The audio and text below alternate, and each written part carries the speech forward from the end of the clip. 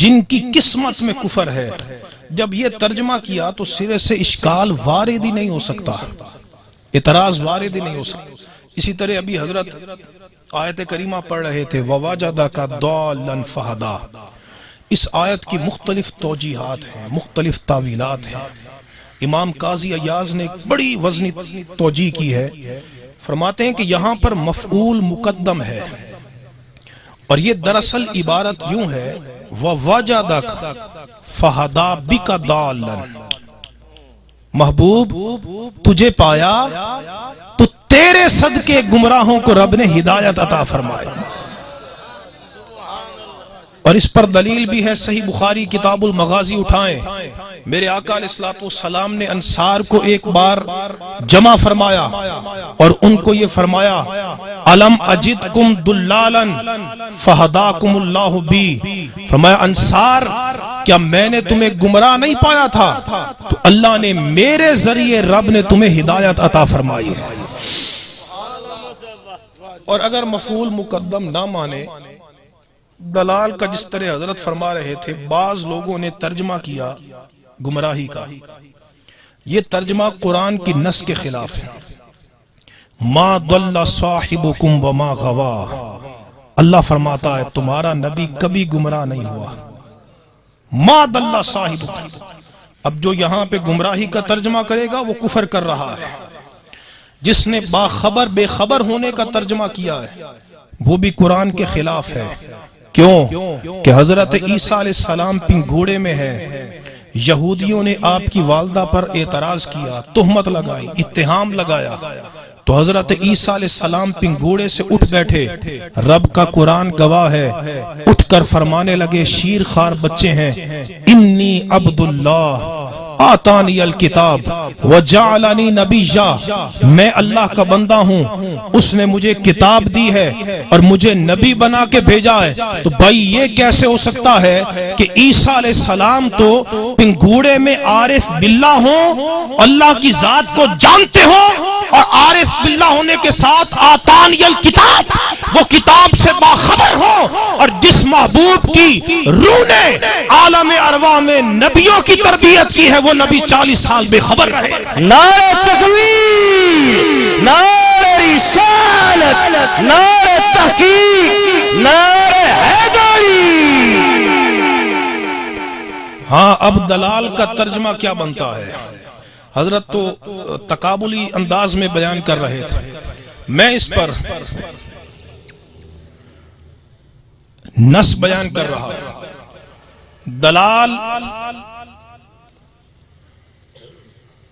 دلال کا معنی عربی میں یہ بھی بنتا ہے کہ جب بندہ کسی کی محبت میں اتنا خود رفتہ ہو جائے، اتنا گمگشتہ ہو جائے کہ اسے اپنی ذات کا بھی ہوش نہ رہے۔ اللہ نعرہ رسالت، نعرہ تحقیق، نعرہ حیدری، فیضان رضا، فیضان رضا، فیضان اولیاء، حضرت علامہ مولانا مفتی محمد شوکت علی سیالوی صاحب، استاذ العلماء۔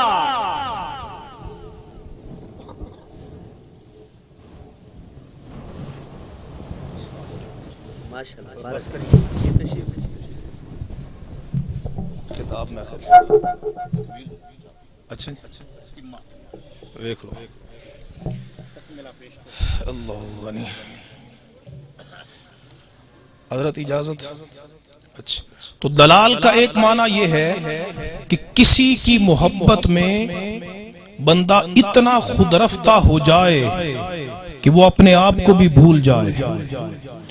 دلال کا معنی بھولنا قرآن سے ثابت ہے، دلال کا معنی محبت یہ بھی قرآن سے ثابت ہے۔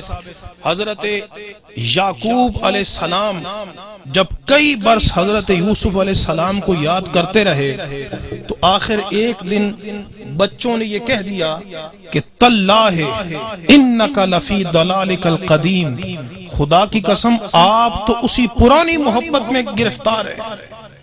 تو دلال کا لفظ محبت کے معنی میں آیا ہے، اسی طرح دلال کا لفظ بھولنے کے معنی میں آیا ہے، قرآن گواہ ہے، انت دل احداہما فتذکر احداہما الاخری، اللہ فرماتا ہے ایک عورت بھول جائے تو دوسری اس کو یاد کروائے، تو انت دل یہ بھولنے کے معنی میں استعمال ہوا۔ پتا چلا دلال کا معنی یہ بنتا ہے کہ بندہ کسی کی محبت میں اتنا مستغرق ہو جائے اور کسی کی طرف انسان کے قلب کی اتنی توجہ ہو جائے کہ انسان اپنے آپ کو بھی بھول کر ساری توجہ کا مرکز و محور محبوب کے حسن کو بنا دے۔ تو میرے امام نے ترجمہ کیا کیا؟ وَوَجَدَكَ ضَالًّا فَهَدَىٰ، محبوب تمہیں اپنی محبت میں خود رفتہ پایا تو اپنی طرف راہ دی۔ اچھا یہاں پر بھائی یہ جو ترجمہ ہے یہ حدیث کے بھی مطابق ہے، حدیث صحیح کے، کوئی ذوقی ترجمہ نہیں کیا کہ اعلیٰ حضرت نے عشق کے رنگ میں کر دیا ہے اور ادب اور بلاغت اور حدیث اور نصوص کو نظر انداز کر دیا ہے، نہیں، صحیح بخاری کتاب بدء الوحی اٹھائیے، میرے آقا علیہ الصلوۃ والسلام اعلان نبوت سے پہلے حبب الیہ الخلا، خلوت کی محبت آپ کے قلب اطہر میں ڈال دی گئی، آپ غار حرا کی خلوتوں میں بیٹھ کر اپنے محبوب کے حسن مطلق کا مشاہدہ کرتے ہیں، اس کے انوار و تجلیات کا مشاہدہ کرتے ہیں، اس میں اتنا استغراق ہوتا ہے، انہماک ہوتا ہے، محویت ہوتی ہے کہ آقا کی توجہ اپنی ذات کی طرف بھی نہ رہتی، حتیٰ کہ جب اللہ کی طرف سے وحی کا پیغام آیا،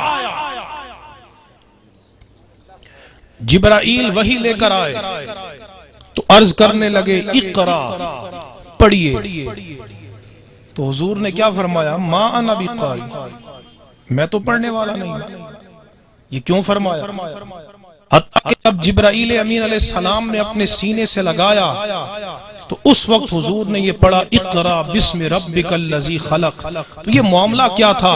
حضور پڑھ تو سکتے تھے تو پڑھا کیوں نہیں؟ اس لیے کہ میرے آقا کی ساری توجہات اپنے مولا کے حسن کی طرف تھیں، دو عالم سے کرتی ہے بیگانہ دل کو عجب چیز ہے لذت آشنائی۔ وہ اپنے مولا کی محبت میں اتنی محویت کے عالم میں تھے کہ جبرائیل کہتے اقرا، پڑھیے، سرکار فرماتے ما انا بقاری، میں تو پڑھنے والا نہیں ہوں۔ جب آقا کو سینے سے لگایا، زور سے دبایا، مقصد یہ تھا کہ محبوب اب کچھ بھٹکی ہوئی خلقت کی طرف بھی توجہ کیجئے۔ اسی کیفیت کو اللہ نے فرمایا وَوَجَدَكَ ضَالًّا فَهَدَىٰ، محبوب تمہیں اپنی محبت میں خود رفتہ پایا تو پھر ہم نے تجھے مخلوق کی طرف متوجہ فرما دیا۔ حضرات محترم مفتی صاحب تشریف لا چکے ہیں، بات میں اختتام کی طرف لاؤں گا۔ کنز الایمان کے بعد امام اہل سنت کا جو سب سے عظیم تجدیدی کام ہے وہ فتاوی رضویہ ہے، جس میں آپ نے تقریباً 21,000 صفحات سے زائد ایسے مسائل قلم بند فرمائے، اور یوں لگتا تھا جیسے بحر علم تموج آ گیا ہے۔ جس مسئلے پہ قلم اٹھاتے تحقیق حق ادا کرتے، حق کے تحقیق ادا کرتے، اور اس مسئلے کو یوں علم نشرہ کر دیتے کہ پھر دوبارہ اس پر قلم اٹھانے کی نوبت بھی نہیں آتی۔ ہم الحمدللہ فقہ کی کتابیں پڑھاتے ہیں، فقہ کی بڑی بڑی امہات الکتب میں تیمم کے بارے میں یہ بیان کیا گیا ہے کہ کتنی زمین کی اجناس کے ساتھ تیمم جائز ہے اور کتنی زمین کی اجناس کے ساتھ تیمم جائز نہیں ہے۔ بڑی بڑی کتابیں، ہدایہ پڑھ کے دیکھیے، عالمگیری اٹھائیے، مبسوط اٹھائیے، فتح القدیر اٹھائیے، آپ کو 10 سے 15 اقسام سے زائد قسمیں نہیں ملیں گی زمین کی اجناس کی کہ کتنی اجناس سے تیمم جائز ہے اور کتنی اجناس سے تیمم جائز نہیں ہے۔ لیکن جب یہی ایک مختصر سوال امام اہل سنت سے کیا گیا، فتاوی رضویہ اٹھا کر دیکھیے، میرے امام کے علم کے سمندر میں، بحر بے قرار میں تموج آ گیا۔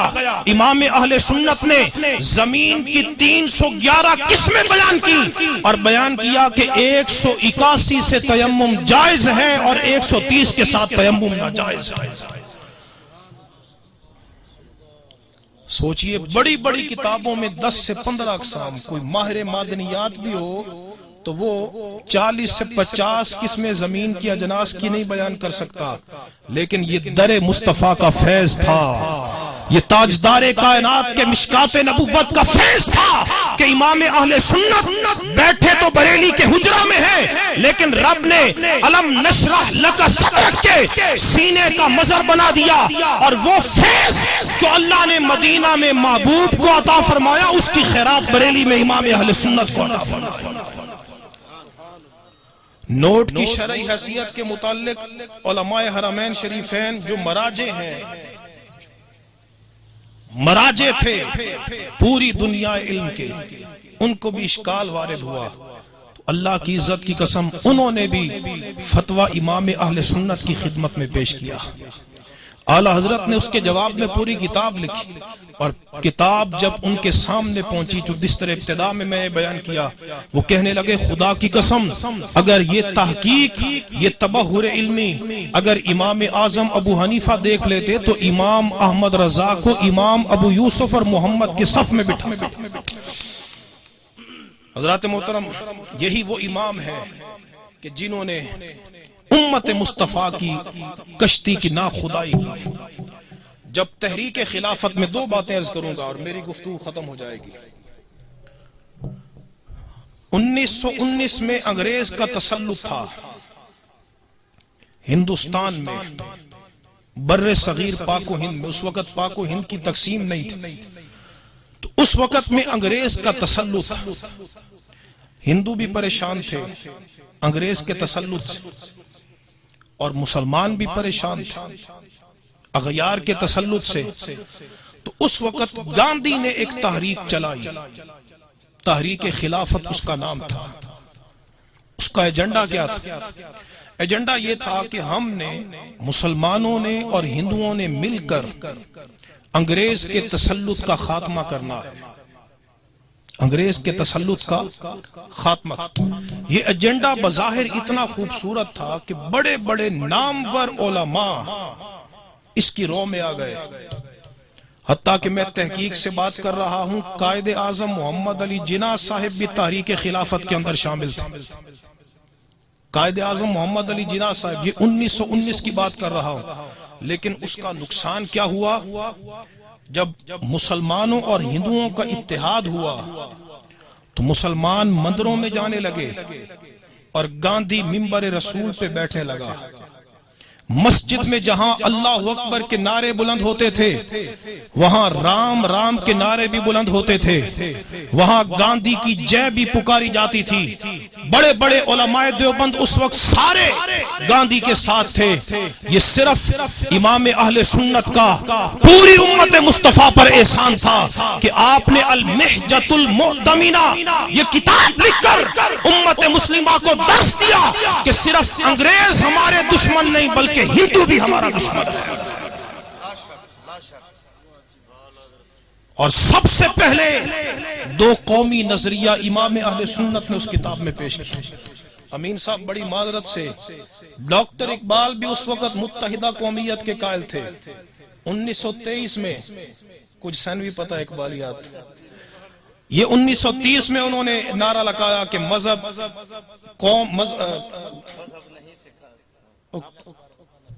نہیں وہ آپ کی بڑا، ہاں جی، قوم مذہب سے ہے، مذہب جو نہیں تم بھی نہیں، جذب باہم جو نہیں محفل انجم بھی نہیں۔ یہ نعرہ انہوں نے بعد میں لگایا تھا۔ اس وقت ڈاکٹر اقبال بھی متحدہ قومیت کے قائل تھے۔ سلام عقیدت پیش کرتا ہوں میں امام اہل سنت کو کہ جنہوں نے 1919 میں 2 قومی نظریہ پیش کر کے کسر پاکستان کی پہلی بنیاد انہوں نے نصب کی۔ اور کوئی بعید نہیں کہ ڈاکٹر اقبال بھی اعلیٰ حضرت کے افکار سے متاثر ہو کر اس طرف آئے ہوں۔ آپ دیکھیے لمحہ فکریہ کہ ہم ان کی بات تو کریں پر جنہوں نے بنیاد ڈالی ہے 2 قومی نظریہ کی ان کا ذکر ہی نہ کریں پاکستان کی تاریخ۔ کتنا بڑا ظلم ہے اور کتنی بڑی ناانصافی ہے۔ حضرات محترم، آخر میں ایک بہت اہم بات، میں نے پچھلے دنوں نیٹ پر ایک دیوبندی مولوی ہے، اس کی میں نے تحریر پڑھی. اس تحریر میں اس نے یہ کہا، اور یہ عمومی تاثر دیا جاتا ہے، عمومی تاثر. اس نے اپنی تحریر میں یہ کہا کہ امام احمد رضا وہ ہیں کہ جنہوں نے قبروں پر سجدے شروع کروائے. قبر پرستی کی ابتدا ان سے ہوئی. میں کہتا ہوں سبحانک ھذا بہتان عظیم.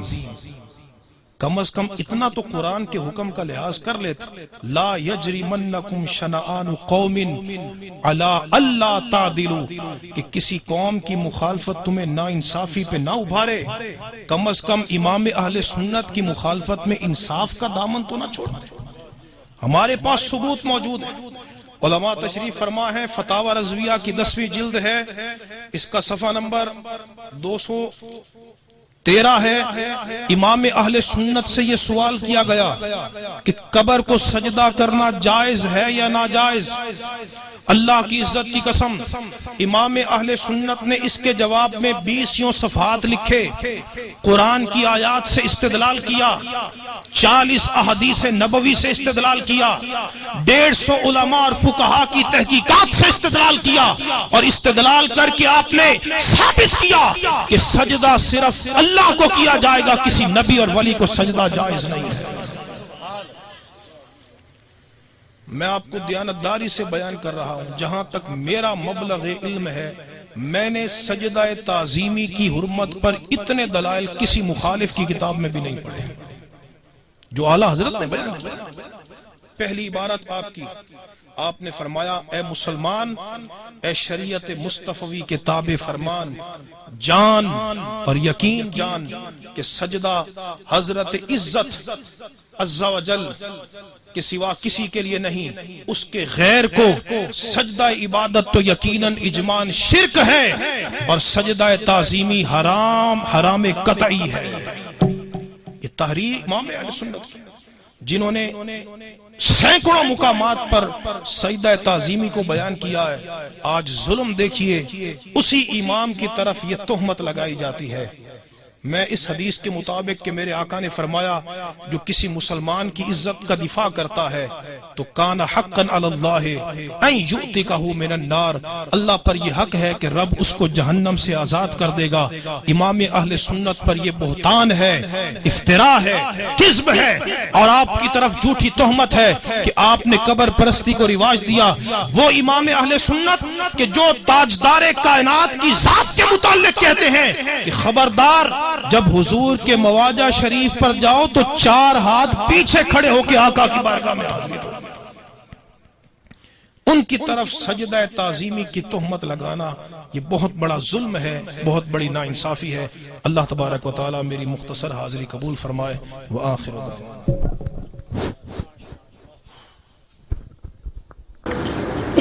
حضرات سامعین، بس اب انتظار کی گھڑیاں ختم ہونے کو ہیں.